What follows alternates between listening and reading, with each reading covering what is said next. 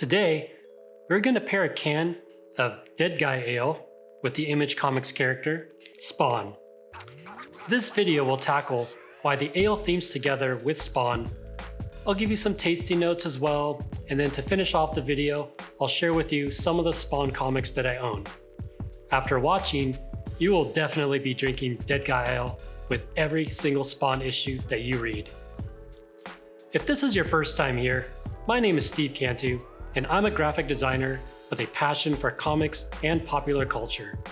This channel specializes on comic book collections, the original comic art that creates them, plus some fun and unique content just like the video today. So, Dead Guy Ale and Spawn. If you're watching this video, it should be pretty obvious why this is paired, as Spawn is a dead guy. If for the off chance that you don't know who he was, his name was Al Simmons, who was a highly intelligent and strong assassin for the US Security Group, which is an umbrella agency under the CIA, commanded by Director Jason Wynn. During a mission, Director Wynn hired Simmons' friend and partner, Bruce Stinson, to kill him.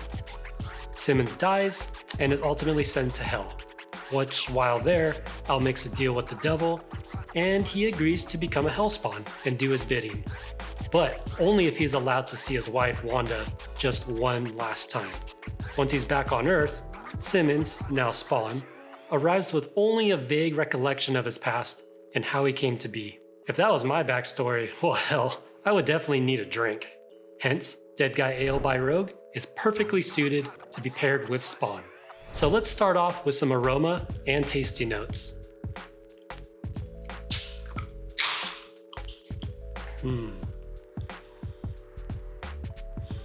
Definitely very malty. Let's go ahead and pour it.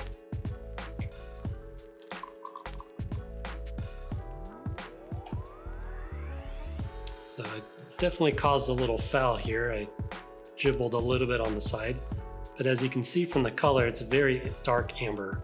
So this is a pretty nice color here. Still get more of the malt. Definitely smell some grain in here aside from the malt. It does have a little bite, and for something that doesn't have that much alcohol content, it has about, actually I take it back, it's about 6.8%. That's pretty decent for an ale. But yeah, it's almost like a barley wine. And this is actually more of a German beer. So even though this is brewed here in United States in Portland by Rogue, this is like a German Maybach, I believe is the variation. So it definitely has a bite to it.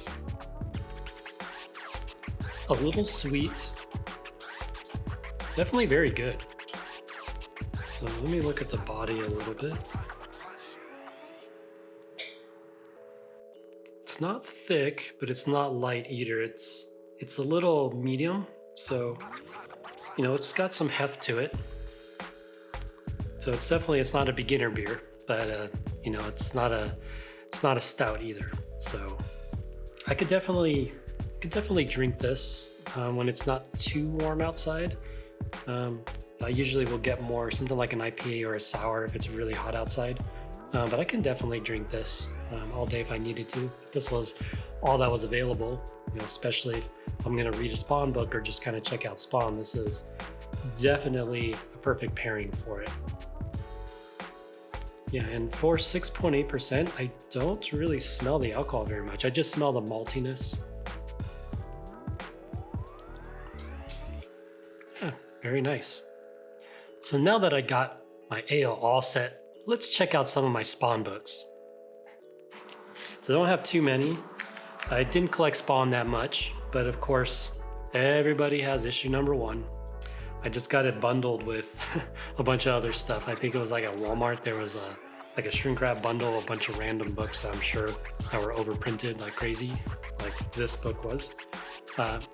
Recently though, I mean, Spawn has kind of creeped back up, especially 9.8s. For some reason, people are dropping over $100, which I don't understand why, because there's well over, especially because there's well over 1 million of these that are printed, especially this cover. There is a black and white version, which is a little bit harder to get and more desirable. But obviously this is the first appearance of Spawn. I mean, there's a lot going on here. They just printed way too many of them. And then my next issue is number 4, and it looks like, I'm not too familiar with these, but it says there's no coupon in here. So I'm not sure if it was cut out or maybe there was an insert, but again, if you're watching this and you know exactly what this coupon was, if it has any significance, let me know in the comments. Otherwise, this is just issue number 4. And I have issue number 7 here. Not sure if this has much significance, but this is a pretty cool cover here. The odd thing is that there is no signature from Todd McFarlane, which is really odd because he definitely puts his signature on every single cover he's ever done. So maybe, not sure if that's like a typo thing or something, but I definitely just kind of noticed that. So yeah, that's issue number 7. Issue number 8 here. So obviously there's McFarlane's signature. Pretty cool cover. This is, again, not sure if this is any significance. I haven't followed Spawn that much, so I don't know of all the characters' first appearances. But since these are like, under issue 10, there's probably some of the ones that I've just gone through. They probably have a couple appearances from maybe Violator or a few of the other guys. And this one I do know for sure because of the cover. So this is the first appearance of Angela, issue number 9. I mostly know that because Marvel bought the rights for Angela, and I believe they tied her into Thor, like made her a half sister or something. But she originated in Spawn through Image Comics. So I'm not sure on the whole legality of how they obtained it, but for sure this one does have significance. Again, they printed a lot of these, so I don't think it's really worth that much, but still a pretty cool issue. And here we have issue number 10.